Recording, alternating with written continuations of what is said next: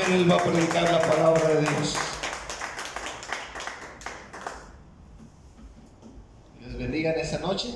Amén. Doy gracias a Dios por esa oportunidad, también a mi pastor por este privilegio. Y nos vamos a gozar en la presencia de Dios. ¿Cuántos lo creen? Amén. Abra su Biblia en Romanos 5. Romanos 5. Dios es bueno con nosotros. Quiero predicar un sermón relacionado a la desilusión. Un tema relacionado a la desilusión. ¿Cuántos de ustedes se han desilusionado? Amén. En la vida y en este año, ¿verdad? O en este mismo día posiblemente ha pasado una desilusión, ¿verdad? Sobre todo los que le van al Real Madrid. Los que perdieron el día de hoy, ¿verdad? Tan tristes. Pero ni modo, así es la vida. La vida está llena de situaciones, de eventos que nos causan desilusión, ¿verdad? Se cuenta la historia de un hombre que andaba ahí en su lanchita, ¿verdad? En alta mar, pescando y toda la cuestión. De repente este pescador, esta persona, se dice que pierde el rumbo, ¿verdad? Se va, desaparece del lugar donde tenía que llegar este hombre, así que se convierte en un náufrago, ¿verdad? ¿Sí se dice? Amén. Sí, ¿verdad? Se convierte en náufrago y de repente se dice que este hombre llega a una isla deshabitada, ¿verdad? Para fortuna de él, llega a ese lugar, como puede, ¿verdad? La lancha toda destrozada, así que él de alguna forma logra rescatar algunas cosas que todavía tenía. Y dice la historia que este hombre, antes de que cayera la noche, pues comienza a buscar alimentos, ayuda, ¿verdad? También la forma de conseguir fuego y toda la cuestión. Así que arma su pequeña fogatilla, ¿verdad? Su fogata ahí con las cosas que él tenía. Y también se dice que él arma una choza con lo que le había sobrado también de la lancha y de algunas ramas. Él hizo pues ahí para poder refugiarse, ¿sí? En la isla, para protegerse. Así que mientras él está haciendo su fogata, dice la historia que su choza agarra fuego, se quema. Donde él iba a dormir se quema. Así que este hombre comienza, ¿verdad?, a quejarse, comienza a gritar al cielo, a gritarle a Dios por lo que le había sucedido, y comienza este hombre a decepcionarse. Está molesto por que sus planes no están saliendo como él los ha propuesto. Finalmente este hombre dice que se queda dormido, y a otro día cuando amanece lo levanta el sonido de un barco. Y el capitán de ese barco pues manda gente a que lo busquen. Total, este hombre, ¿verdad?, es rescatado, es salvado. Y este hombre se acerca al capitán y le dice cómo dieron conmigo. Y el capitán le dice: mira, es que por la noche vimos la señal de humo que nos mandaste. Él en ningún momento lo hizo con esa intención, pero su desilusión, ¿verdad?, se convirtió en una señal de ayuda y pudo encontrar la salvación y el rescate. Escuchen bien, mis hermanos, cada uno de nosotros vamos a experimentar momentos donde nos vamos a sentir desilusionados. Pero muchas veces esa desilusión, ¿verdad?, puede ser también la forma o la manera en que nosotros podemos pedir la ayuda de nuestro Salvador, de nuestro Dios. ¿Cuánto dicen amén? Amén. Le he titulado a este sermón Esperanza en la desilusión. Esperanza en la desilusión. Y vamos a leer Romanos 1, versículo 1 al 5. Yo lo voy a leer en la Nueva Traducción Viviente. Si usted me quiere seguir con la lectura, lo puede buscar en su teléfono, o si no, solamente escucha. No cambia drásticamente. Dice la palabra de Dios: por lo tanto, ya que fuimos declarados justos a los ojos de Dios por medio de la fe, tenemos paz con Dios gracias a lo que Jesucristo nuestro Señor hizo por nosotros. Debido a nuestra fe, Cristo nos hizo entrar en este lugar de privilegio inmerecido, en el cual ahora permanecemos y esperamos con confianza y alegría participar de la gloria de Dios. También nos alegramos al enfrentar pruebas y dificultades, porque sabemos que nos ayudan a desarrollar resistencia. Y la resistencia desarrolla firmeza de carácter. Y el carácter fortalece nuestra esperanza segura de salvación. Y esa esperanza no acabará en desilusión. Esperanza en la desilusión. Y quiero ver en primer lugar un mundo de desilusiones. Cada uno de nosotros que hemos experimentado la salvación y que tenemos tiempo en los caminos del Señor, sabemos que la vida no es color de rosa, ¿verdad? Así es, amén. Hay de todo un poco, y nuestro texto nos está hablando acerca de la salvación, nos está hablando acerca de la importancia de ser declarados inocentes por Dios, ¿verdad? La Reina Valera dice o habla acerca de la justificación, pero justificación significa simplemente ser salvo o ser declarado inocente de la culpa. Pero la palabra de Dios nos dice que aunque somos bendecidos con la salvación, con la justificación, la palabra de Dios nos dice que el creyente experimenta dificultades. El versículo 3 nos habla acerca de que vamos a enfrentar pruebas, dificultades, pero todas estas en el plan de salvación, ¿verdad?, no son inútiles, sino que tienen un propósito, una función, ¿verdad? No son en vano, van fortaleciendo. Pero escuche bien, inevitablemente las pruebas, las dificultades son una forma de experimentar también sufrimiento. ¿Cuántos saben eso? Sí. Cada uno de nosotros vamos a experimentar sufrimiento. Y vivimos en un mundo, mis hermanos, donde es fácil, ¿verdad?, experimentar el sufrimiento. Nuestro texto nos habla que la salvación, mis hermanos, es algo que no provoca desilusión. Por lo tanto, si lo único, ¿verdad?, que no provoca salvación está en Dios, fuera de Dios, mis hermanos, estemos por seguro que vamos a experimentar desilusión. Hay muchas formas, o muchas maneras, muchas razones por las cuales las personas experimentan desilusión, ¿verdad? La desilusión, dice el diccionario, es un sentimiento de pesar o tristeza que experimenta alguien al ver frustrada una ilusión o descubrir que una persona o cosa no son como esperaban. Aún en la vida cristiana se experimenta esto. Hay personas que sufren desilusión. La desilusión es un tipo de sufrimiento, es una herida en el corazón, una herida muchas veces emocional, una herida interna, no visible, pero sí real. Porque duele pasar por desilusión. Muchas veces la desilusión viene cuando las personas tienen expectativas muy altas sobre la vida, sobre el futuro y sobre cualquier cosa. Y podríamos decir que hay niveles, ¿verdad?, de desilusión. Hay gente que se desilusiona por cosas pequeñas, pero también hay desilusiones que dejan una marca muy fuerte en nuestra vida. Podemos hablar acerca de la pérdida, podemos hablar de un matrimonio, ¿verdad?, fallido, podemos hablar de traición y de cosas que marcan nuestras vidas.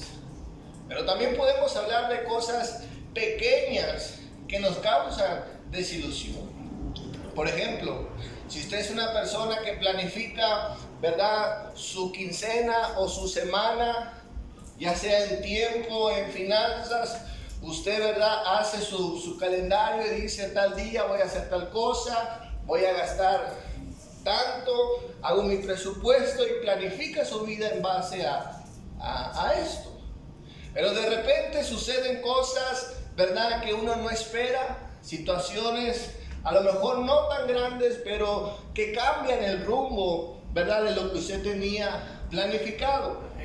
Y esta semana lo he experimentado, ¿verdad? En mi cabeza me armo las cosas que tengo que hacer, ¿verdad? Los días los planifico, las actividades que tengo que hacer, y en esa semana nada ha salido como mi mente las planificó, ¿verdad? En mi mente yo iba a ir así, y en la realidad voy así, ¿verdad? Planificando cosas que no suceden como uno no pasa. Ahora no son cosas que son de vida o muerte, son cosas que uno puede ir enfrentando poco a poco.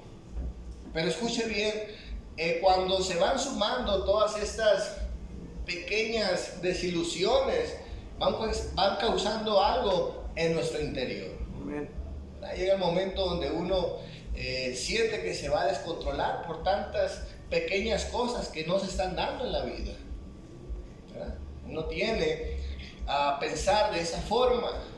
Siempre, mis hermanos, esperamos que nos vaya bien. Siempre deseamos que las cosas sucedan correctamente y nos esforzamos por ellos. Ahora, eso es independiente, ¿verdad? La desilusión es independiente a cuán fiel usted sea. La palabra de Dios nos habla del ejemplo de la vida de Job, un hombre íntegro, un hombre justo. Y cuando examinamos la vida de Job, es un hombre que le vino de todo un poco, ¿verdad? Un hombre que sufrió bastante, un hombre que perdió mucho. Y a mí me llama la atención cómo Job, en una parte de la escritura, él habla de que era una persona consciente de los peligros. Era una persona que de alguna forma pensaba o tenía esos temores que eran una posibilidad. Y la palabra de Dios nos dice en Job 3, versículo 25, nos dice la escritura: lo que más temía me sobrevino, lo que más me asustaba me sucedió. No encuentro paz ni sosiego, no hallo reposo, sino solo agitación.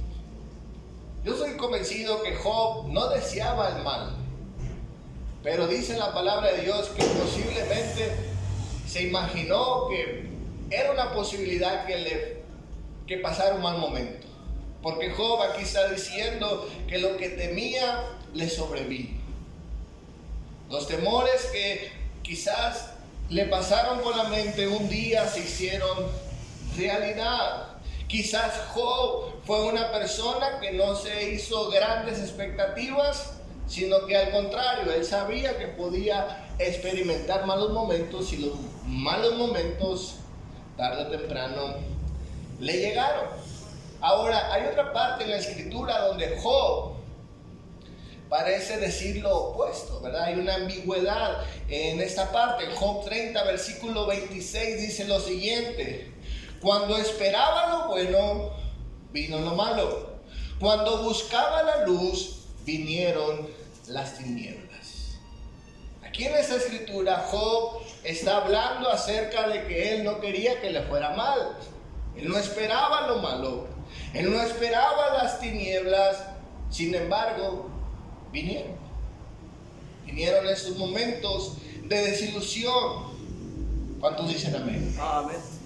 Ahora, aunque sabemos que nuestras desilusiones en la voluntad de Dios están bajo un control, todo tiene un propósito, eso no evita que usted y yo suframos, que nos duela pasar por esos momentos.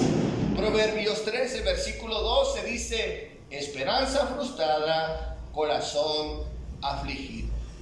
La Biblia, el mensaje dice: desilusiones constantes dejan a uno abatido.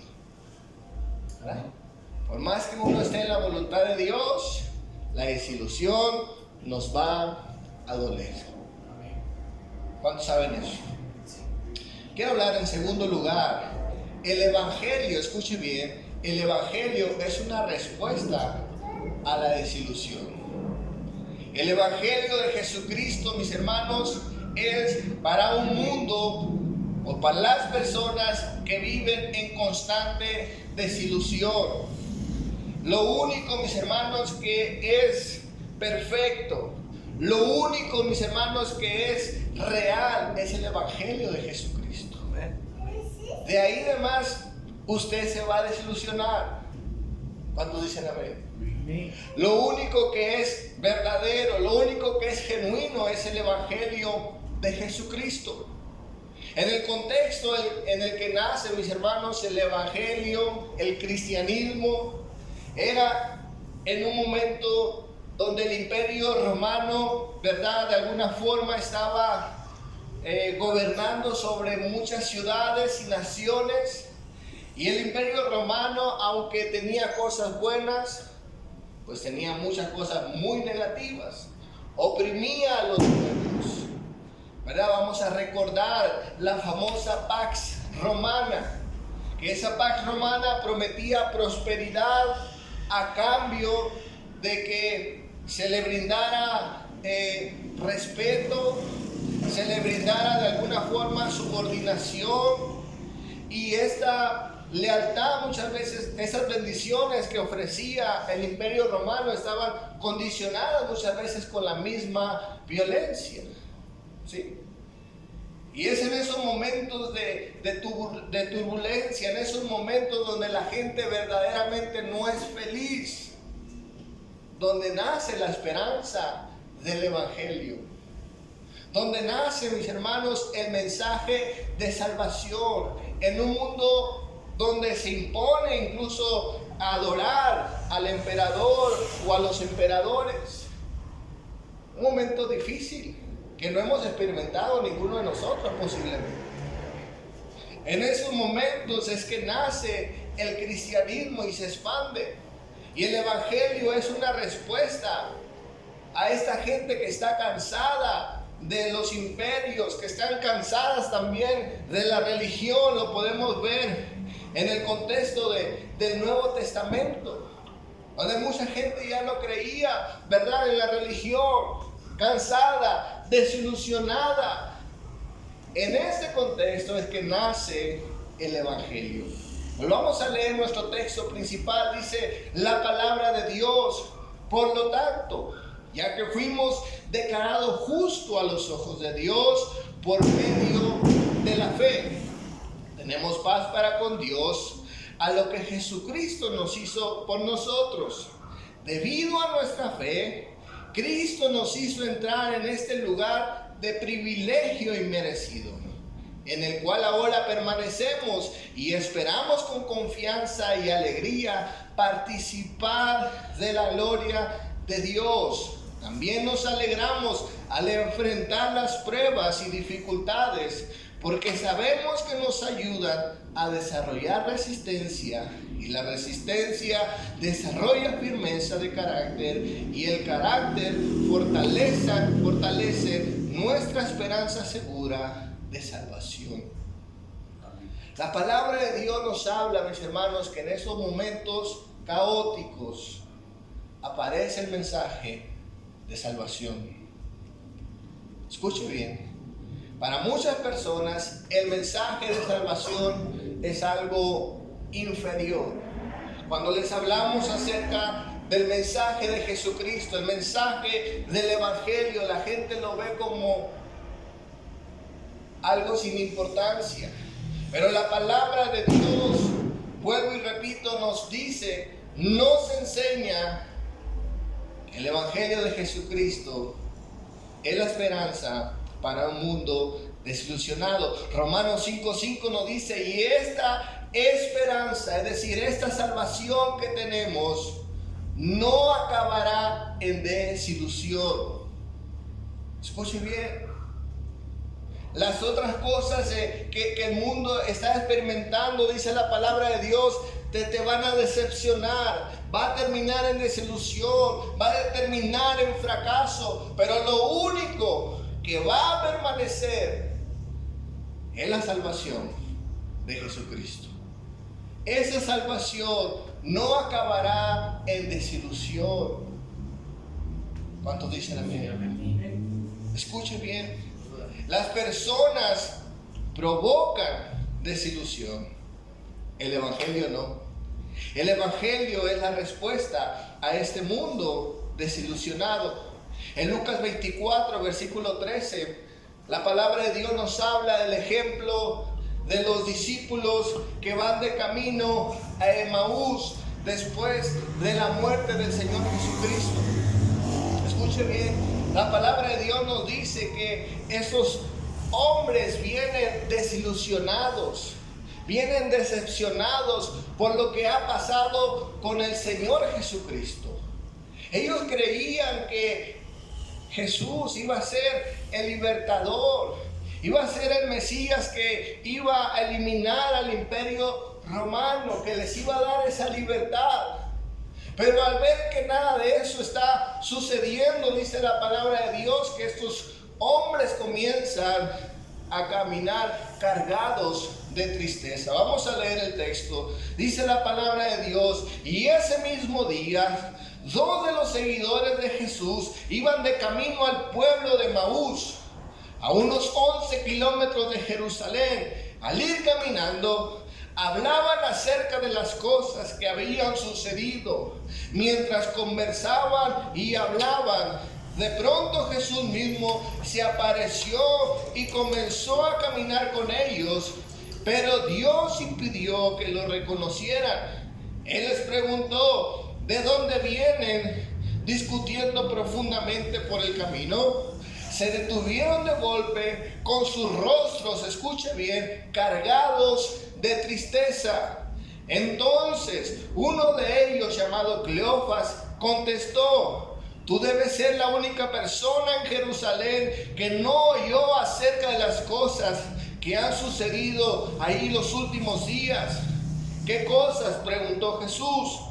Las cosas que le sucedieron a Jesús. El hombre de Nazaret, le dijeron, era un profeta que hizo milagros poderosos y también era gran maestro a los ojos de Dios y de todo el pueblo. Sin embargo, los principales sacerdotes y otros líderes religiosos lo entregaron para que fuera condenado a muerte y lo crucificaron. Nosotros teníamos la esperanza de que fuera el Mesías que había venido para rescatar a Israel. Todo esto sucedió hace 3 días. No obstante, algunas mujeres de nuestro grupo de seguidores fueron a su tumba esta mañana y regresaron con noticias. Dijeron que el cuerpo había desaparecido y habían visto ángeles, quienes le dijeron que Jesús estaba vivo. Algunos de nuestros hombres corrieron para averiguarlo y efectivamente el cuerpo no estaba, tal como las mujeres habían dicho. Entonces Jesús les dijo: qué necios son, les cuesta tanto creer todo lo que los profetas escribieron en las Escrituras. ¿Acaso no profetizaron claramente que el Mesías tenía que sufrir todas estas cosas antes de entrar en su gloria? Entonces Jesús los guió por los escritos de Moisés y todos los profetas, explicándoles lo que las Escrituras decían acerca de él mismo. Esos discípulos no entendieron el mensaje del Evangelio. Ellos dicen que venían tristes, venían decepcionados. Dice la palabra de Dios: teníamos la esperanza que Él fuera el Salvador prometido. Y Jesús les tiene que, decir que Él era el Mesías, pero no como la gente esperaba, y comenzó a explicarle. ¿Cuánta gente, mis hermanos, no ha comprendido el mensaje del Evangelio? Tienen aún falsas expectativas de lo que Dios promete para nosotros. Mis hermanos, el mensaje del Evangelio es la salvación de nuestras almas. Amén. Y es lo único seguro, es lo único que no desilusiona, dice la palabra de Dios. Por eso el mensaje del Evangelio es la respuesta para las personas desilusionadas. ¿Cuánto dicen amén? Amén. La palabra de Dios nos habla que Dios, mis hermanos, sigue siendo el autor y consumador de la fe. Pero la palabra de Dios nos habla que hay personas, mis hermanos, que están perdiendo de vista el mensaje del Evangelio. Por eso Hebreos 12, versículo 2 dice: puestos los ojos en Jesús, el autor y consumador de la fe, el cual por el gozo puesto delante de él sufrió la cruz, menospreciando el oprobio, y se sentó a la diestra de Dios. No debemos de quitar la mirada del mensaje del Evangelio, que es Jesús, que es salvarnos. ¿Cuántos dicen amén? Amén. Quiero terminar en esta noche hablando acerca, en tercer lugar, el fundamento de la esperanza para el desilusionado. Fíjese bien, porque hay gente que se convence de que el Evangelio es lo máximo y es lo único que no va a desilusionar. Porque hay gente que se convence, porque hay gente que puede vivir feliz con las cosas de Dios. Ya no vive apegada a las cosas del mundo, a lo material, al éxito, a las cosas que, vuelvo y repito, nos van a desilusionar tarde o temprano.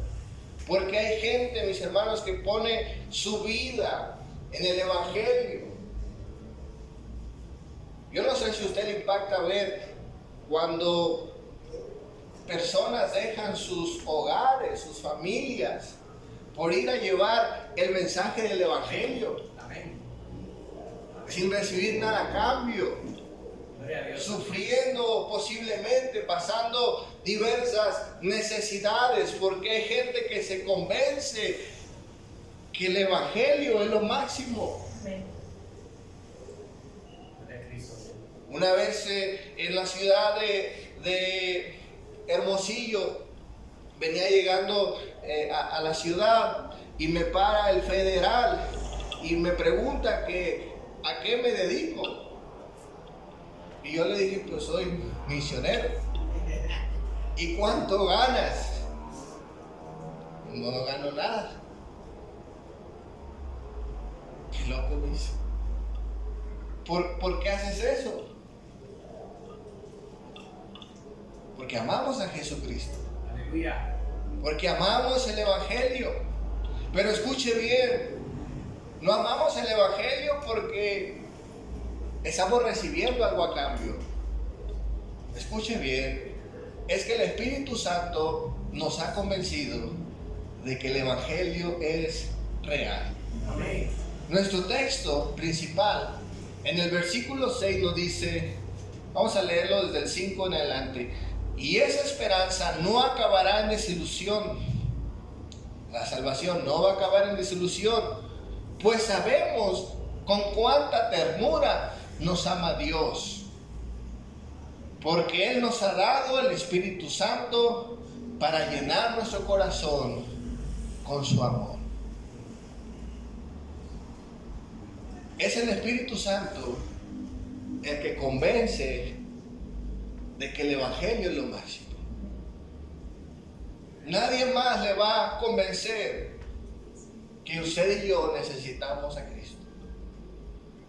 Podemos pasar años predicando como lo hacemos, pero si no se involucra el Espíritu Santo en el corazón, no va a existir la forma de cambio sobre nosotros. Romanos 8, versículo 14 nos dice: pues todos los que son guiados por el Espíritu de Dios son hijos de Dios.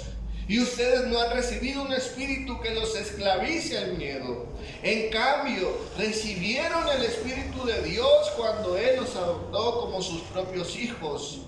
Y ahora lo llamamos Abba Padre, pues su espíritu se une a nuestro espíritu para confirmar que somos hijos de Dios. Así que somos sus hijos, también somos sus herederos. De hecho, somos herederos junto con Cristo de la gloria de Dios. Amén. Gracias, Dios. Es el Espíritu Santo quien demuestra, quien convence nuestros corazones de esta verdad. William MacDonald dice lo siguiente: después de que hayas recibido al Espíritu de Dios, te darás cuenta de que Dios te ama. No se trata de un sentimiento vago y místico de que alguien allá arriba se cuida de la humanidad, sino de una convicción profundamente acepta de que Dios realmente te ama a ti individualmente. Amén. El Espíritu de Dios hace esa obra en el corazón. La segunda cosa por la cual el creyente queda convencido de que el Evangelio es la esperanza para los desilusionados es que Dios nos demuestra su amor. Dice el versículo 6, nos dice lo siguiente: pues sabemos con cuánta ternura nos ama Dios, porque nos ha dado el Espíritu Santo para llenar nuestro corazón con su amor. Escuche bien, Dios nos ama. ¿Cuántos saben eso? Amén. Porque Dios es amor. ¿Cuántos saben que ser enamorado es bueno? Amén. ¿Verdad? Amar es bueno y ser amado es bueno. Como dice Alex Campos, me gusta, ¿cómo dice la canción? Me gusta estar con el corazón enamorado de ti. Es hermoso estar dormido con el corazón despierto. Algo así, ¿verdad? El punto es que habla acerca del amor. El amor es lo máximo. El amor, mis hermanos, trae esperanza, trae alegría. ¿Cuántos han estado enamorados de alguien? Amén. ¿Amén? Es bonito sentir ese amor, ¿verdad? Despierta esperanza, despierta deseo, despierta un montón de cosas bonitas. El amor. Pero escuche bien, el amor humano es condicional. Sí, es cierto. Se limita. Como lo decían los griegos tenían para ellos en su mentalidad 3 clases de amor.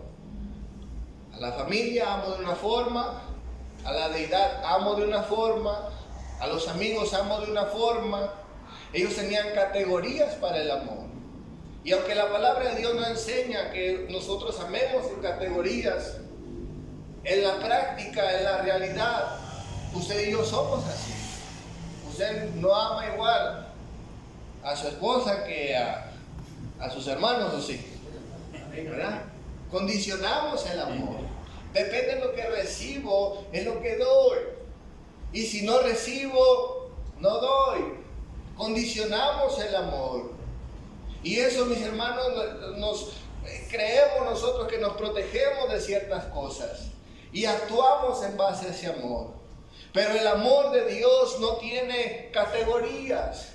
La palabra de Dios no enseña un amor, ¿verdad?, diferente al de otras personas. El amor de Dios es uno solo. Es el amor ágape, el amor real, el amor sacrificial, dice la palabra de Dios. Y la Escritura nos dice en el versículo 6 en adelante cómo es el amor del Evangelio. La palabra de Dios nos dice lo siguiente: cuando éramos totalmente incapaces de salvarnos, Cristo vino en el momento preciso y murió por nosotros pecadores. Ahora bien, casi nadie se ofrecía a morir por una persona honrada. Aunque tal vez alguien pudiera estar dispuesto a dar su vida por una persona extraordinariamente buena, pero Dios mostró el amor que nos tiene a enviar a Cristo a morir por nosotros. Cuando todavía éramos pecadores, entonces se nos declaró justo a los ojos de Dios por la sangre de Cristo. con toda seguridad Él nos salvará de la condenación de Dios. Pues como nuestra amistad con Dios quedó restablecida por la muerte de su Hijo, cuando todavía éramos sus enemigos, con toda seguridad seremos salvos por la vida de su Hijo. Así que ahora podemos alegrarnos por nuestra nueva y maravillosa relación con Dios, gracias a que nuestro Señor Jesucristo nos hizo amigos de Dios. Gloria a Jesús. Amén. Lo que sella la esperanza para los desilusionados es el amor sacrificial de Dios.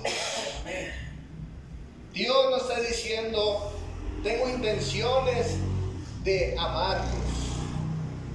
Dios nos dice que nos ha amado y nos demostró su amor al entregar a Cristo.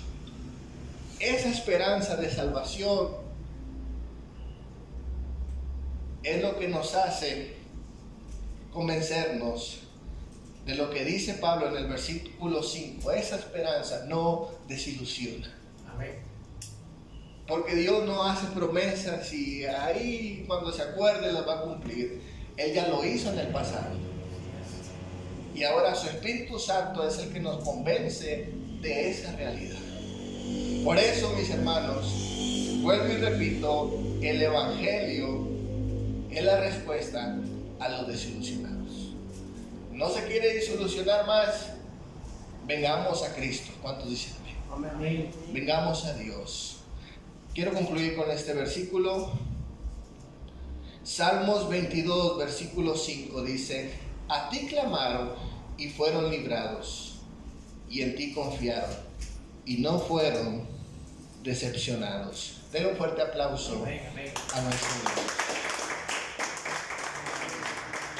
Gracias, Jesús. Le voy a pedir que cierre sus ojos.